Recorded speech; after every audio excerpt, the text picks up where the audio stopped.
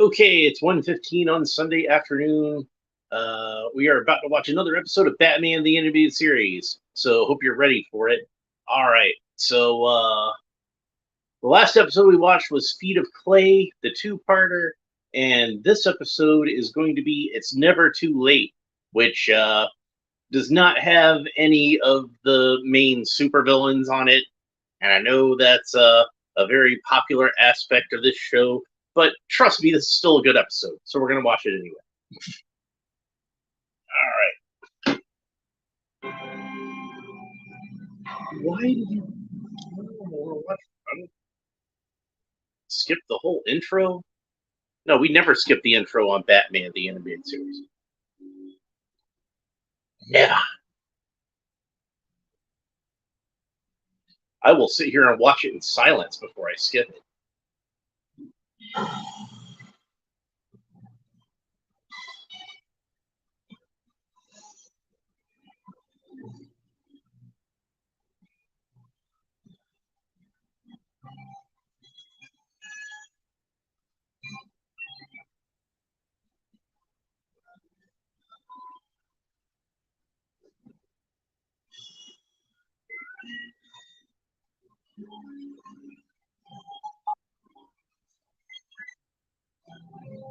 See, the opening credits have him fighting just some no-name thugs, and everybody loves that. So here's an episode where he's going to fight not even really fight that much. Honestly, I would say that our gangster character is actually the protagonist of this episode. I would make that argument. Boyd Kirkland directed it. Tom Ruegger wrote it. Tom Ruegger is best known for his work on Animaniacs and Tiny Toon Adventures and a lot of comedic stuff. But he was I guess big enough at Warner Animation at this time. They wanted to have him involved in Batman the Animated Series, but he wasn't really as comfortable with that as he was with the comedic stuff. So Rupert Thorne there, he's a villain from the comics, of course, but he's not a super villain. So. But you do have a comic book villain if you really want one.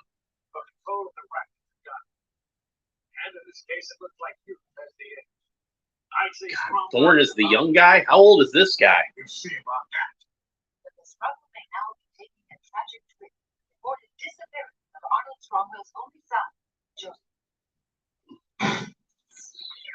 Calm down, boss. Remember your blood pressure. I want my son back. I know. This war has to stop. I want a meeting with Thorne, and I want it tonight. Now set it up, Cromwell.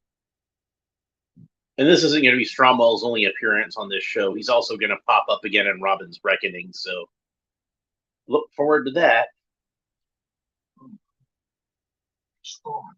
He's got my son. I know it. I know it. That would be a reasonable assumption, wouldn't it?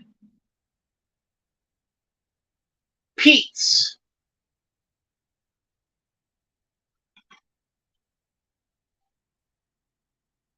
Pete's is well known for their penny pasta. You haven't had penny pasta until you've had Pete's penny pasta.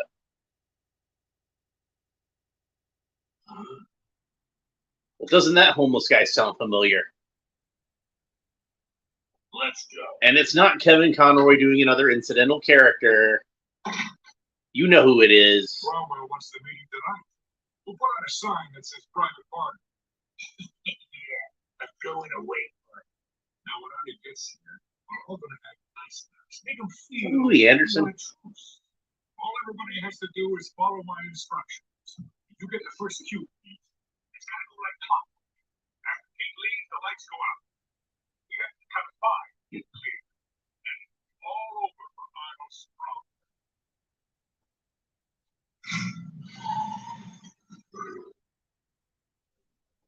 Oh, nobody sees him and wonders why Bruce Wayne is driving the Batmobile. I'm sure he's got the windows like polarized, so you can't see anything on the inside.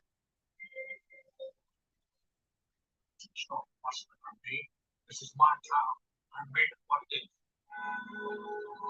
is. Says Elk. It's a good thing. Actually, I think Eric Radomski made it what it is. He was the guy who did the backgrounds.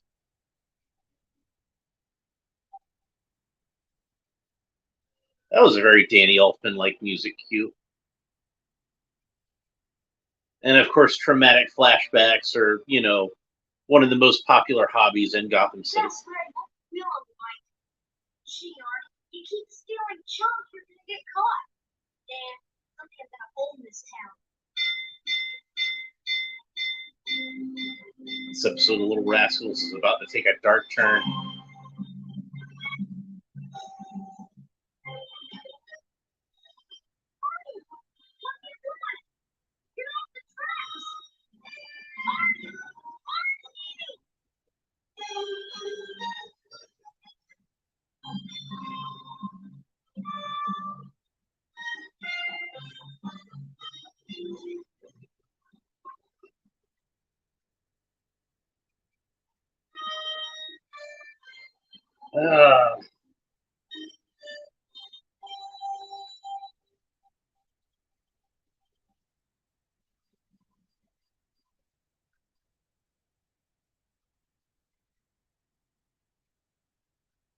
Childhood trauma is a hell of a thing. Now, anybody who's watched this episode knows how that story turned out. But I think that's one of the better parts of the episode.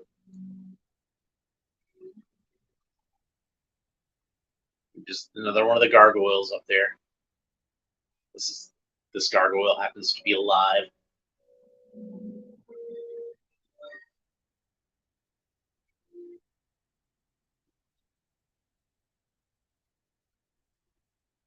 Excuse me, Bob. What can I help you with? You? It's coming down to the problem. He's going to be. That's one soul I wish I could give up. I don't believe you give up anyone. Please be there. Like I said, I kind of feel like Stromwell is the actual protagonist of this episode, but this is also a good example of why Batman is such a great heroic character. You think of him as this dark knight of vengeance, but he really does care about people. Even somebody like Stromwell. So this is the first time we've seen Rupert Thorne on this series. He was a character that was created by Steve Englehart in his run on Detective Comics, which is considered one of the best runs of Batman comics ever, especially once Marshall Rogers took over on the art.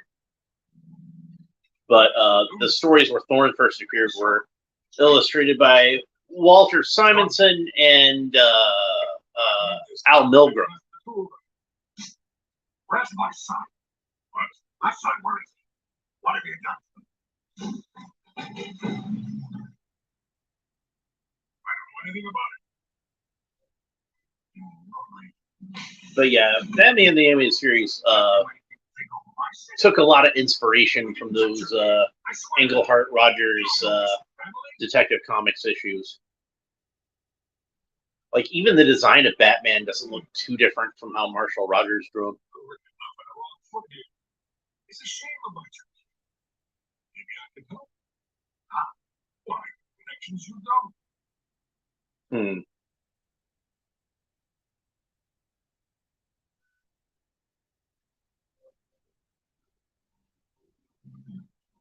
Good. Pete, I want to see that pastor out here that'll knock our socks off. You haven't had antipasto until you had Pete's antipasto.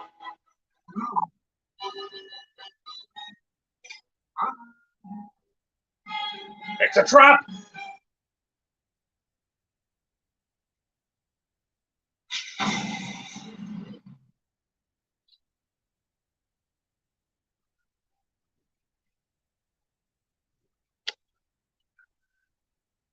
The boss.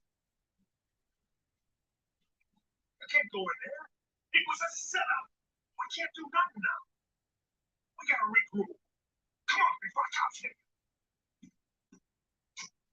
It really was unusual at that time, and still is, but especially back then, to have an episode of a children's cartoon show dedicate so much of its time to just a straight gangster story. But I mean, like, Batman versus the Mob has always been like an important part of that world.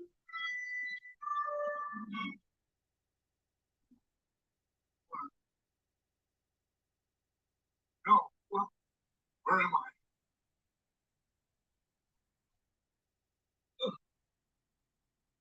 Fine. You, what are you doing? Sitting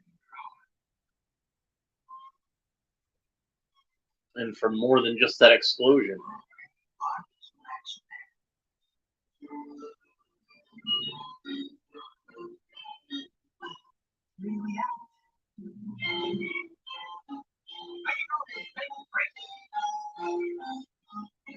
The way that the citizens of Gotham regard Batman with such awe. He's not just some weirdo in a Halloween costume, folks. He's going to nail this. You look. Your hair. You look better on TV. Definitely arson, Commissioner Gordon. A bomb. God shame. They made the best cannolis. Anybody in there? You haven't had cannolis until you've had Pete's cannolis. Batman saved me. I seen him, man. He was just leaping on the rooftop. Carrying some shoulders. I seen him. Like a dark angel snatching the guy from the fires of Hades, man. Good job, Blabbermouth. You use puts a crimp in a celebration, Simon. Shouting's the going. Why would Batman want to save a guy like Strump? To get him to spill his guts about the organization. Get everyone on the street. Check the train yards. Find Strump and the Batman and get rid of him. All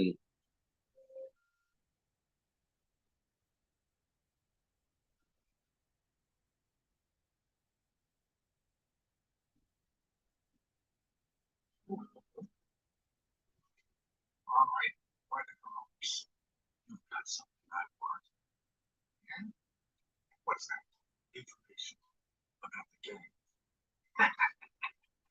Well, I appreciate you saving my life. But you're going to have to come up with a better reason for me to turn steward. I'll try.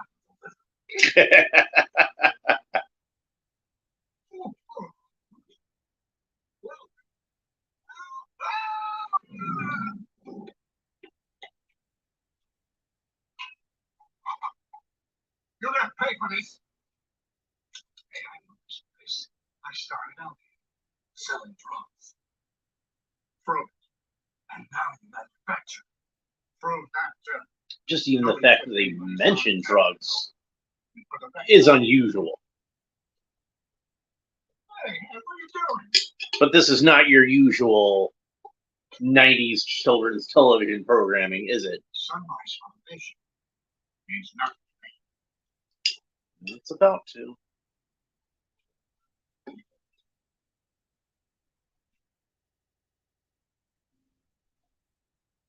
What is this? Drug relapse. No, I ain't going in. Your 10 cent tour to city's open. So, what?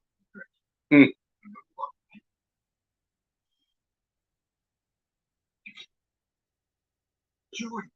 Yes. Connie, why didn't you call me?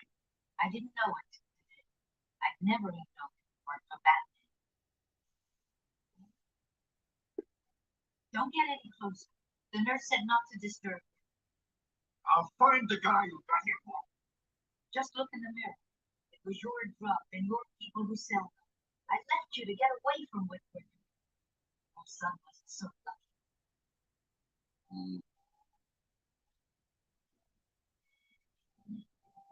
Don't stop strong now. All your power and money has brought you to the fire of misery.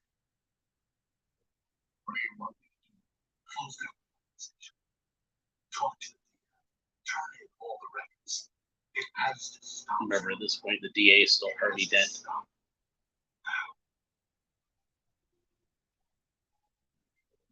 It's a great design for Stromwell's face, too. It's got a lot of character to it. A little wart on the chin, and it's all craggy and...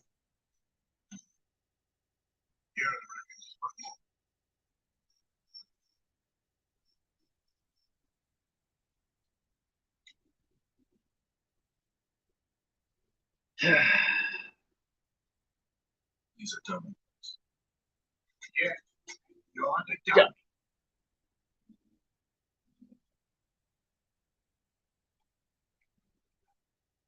They're both up there, all right. Let's suck them out.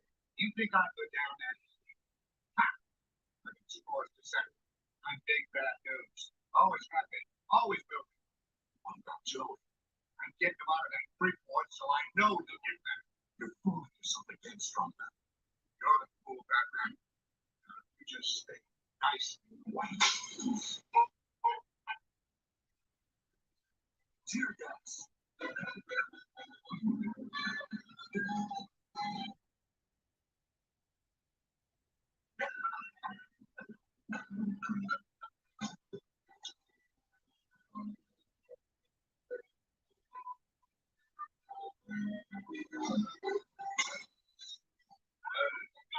Mm.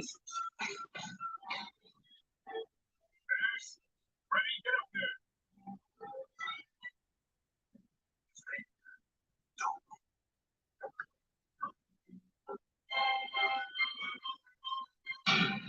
You know what would be a cool piece of equipment for Batman to have is some kind of, like, chemical grenade that would counteract tear gas if he needed it.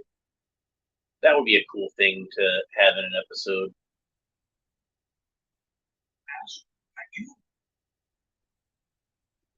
Where's Batman? Yeah.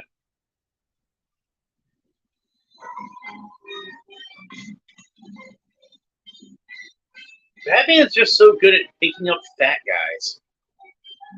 You blew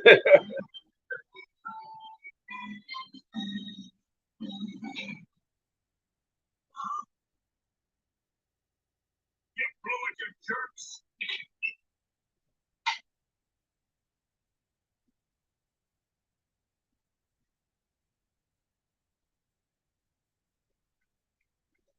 Over there. He's struggling.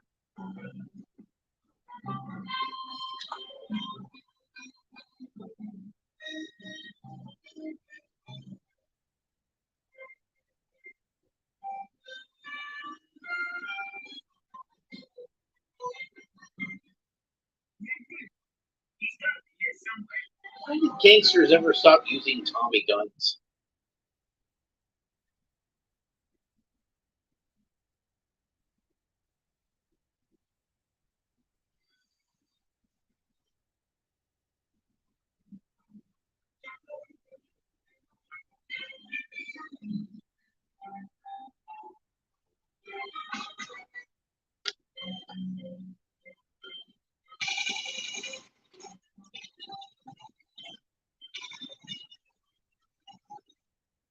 He just looks so blasé as he shoots at him.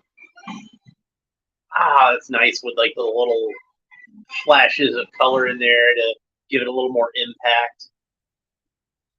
And look who it is. Oh, get away from me. Can't run anymore, Arnie.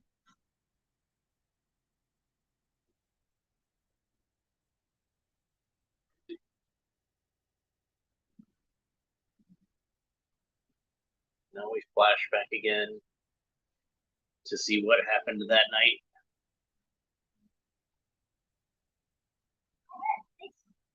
No, you stole that kid, Artie. I don't want it. I want him longer. No, not again. Something happened to open his cabin.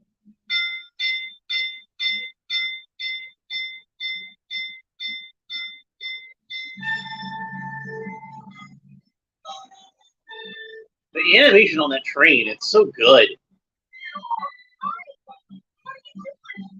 Get off the tracks.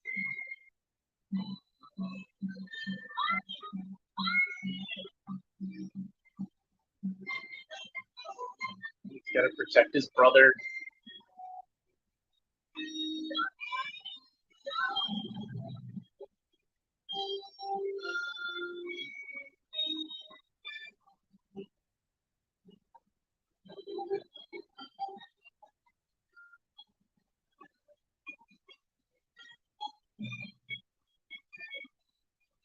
Good little guy.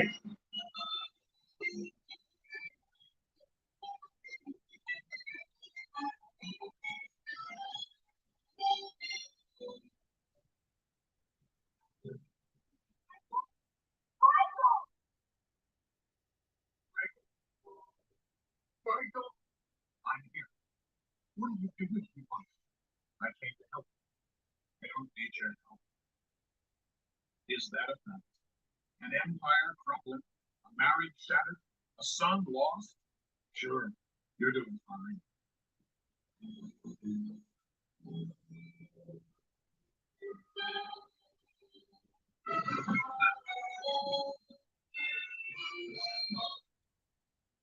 Stay away, Michael. Last time you knocked me costing your leg. Oh, I get fine. Not me. You know I was no good, Mike. I just saved people. Arnie, what else can I do? But now you've got a chance to save yourself. Come, Arnie. Do the right thing. For yourself. For your son. From me, your little brother. What? Your family reunion touches me, Strongwell. Now say goodbye.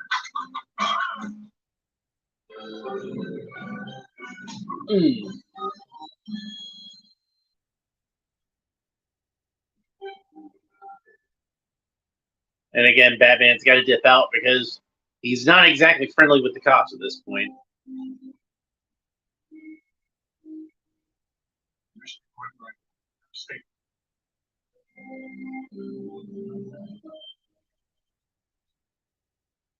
But there's some redemption.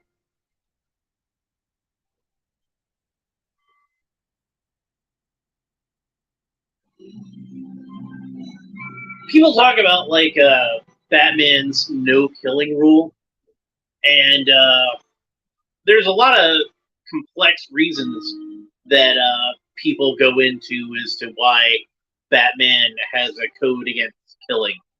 And honestly, I think, just as I see the character, it's because he thinks that everybody, even the worst criminals, even somebody like the Joker, might have that chance at redemption. And in this episode, Stromwell, got that chance at redemption, and he did take it. So, looking at the ending credits here, we've got, of course, Kevin Conroy as Batman, Robert Costanzo as Bullock, Bob Hastings as Gordon, Townsend Coleman played Chick, which he's a voice actor that I'm sure you know. He was the original Michelangelo on Teenage Mutant Ninja Turtles, and he was the Tick on the original Tick animated series. You had Paul Dooley as Father Michael, Linda Gary as Constance Blaine. She was one that also did a lot of voice acting. She was Tila on Masters of the Universe.